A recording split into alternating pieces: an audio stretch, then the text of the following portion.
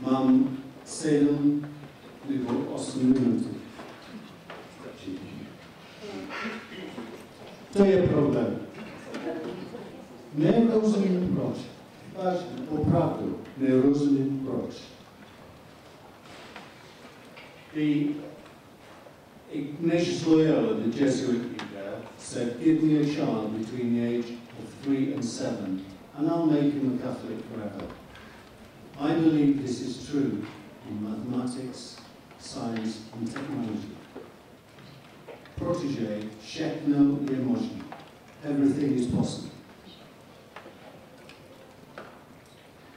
One of the things that we've done in England is to take up the notion of marketing. If you have a product that needs to be marketed, you have to make it attractive.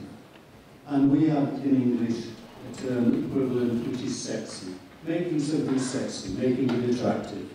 And we have a very good television show which has lasted nearly 30 years with very attractive presenters who are excellent at mathematics.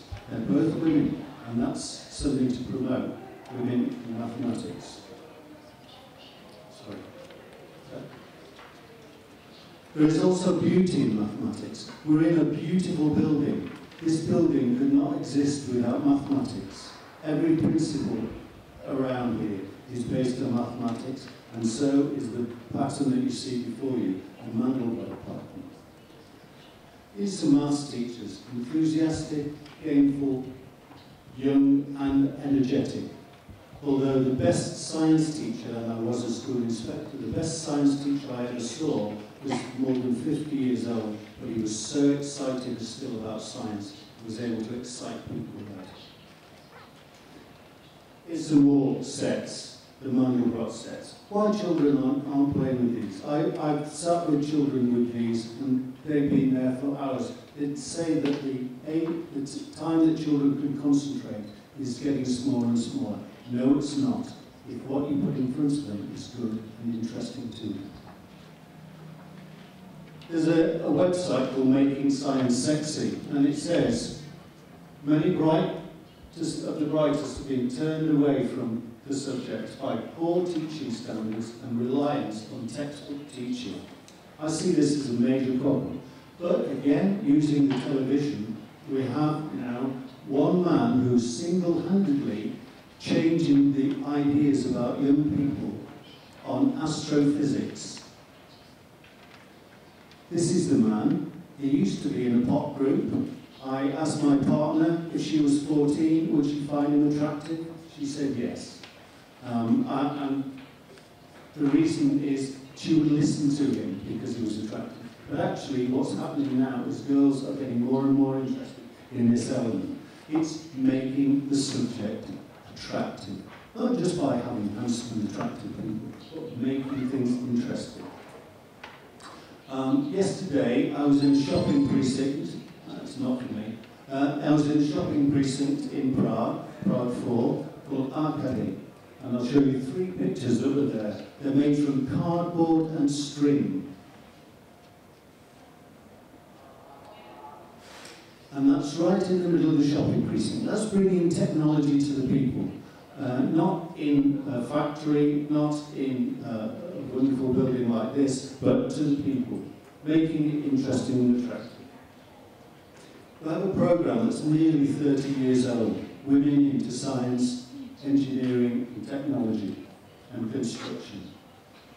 This is a picture of a young lady who's working with the Royal Navy as a direct result of the project. This was a joint project between industry, universities and schools. We also have a subject which Jermaine referred to earlier called business studies. This is a subject that's taken at the age of 14 onwards if children choose it, and it's very popular because it brings real things into children's lives, into children's education.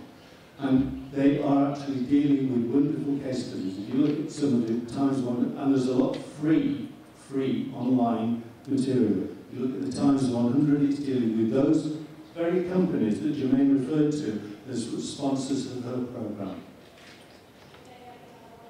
It's a very popular subject. It brings people to understand what businesses are all about, why they're there, how important they are, not only for the economy, but also how you can get jobs as well.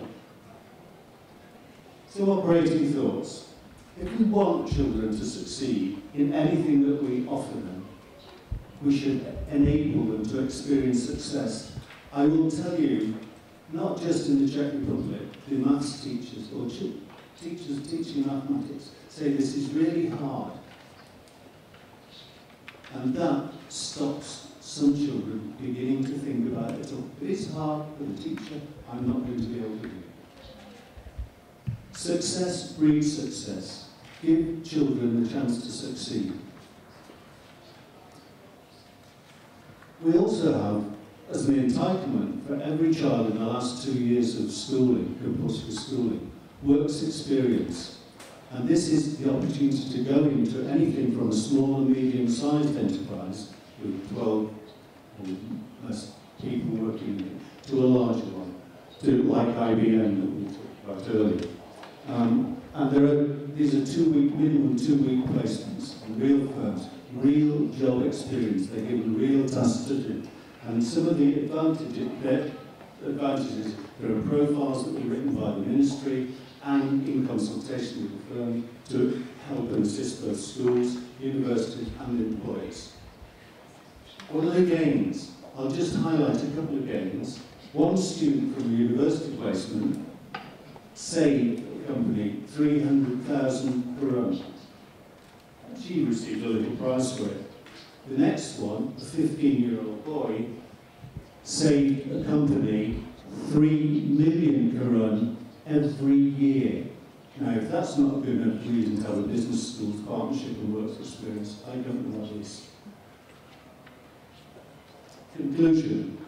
We need, I would suggest, because we live in Prague, I live here in Prague, I live in the Czech Republic, I want to see the Czech Republic prosper.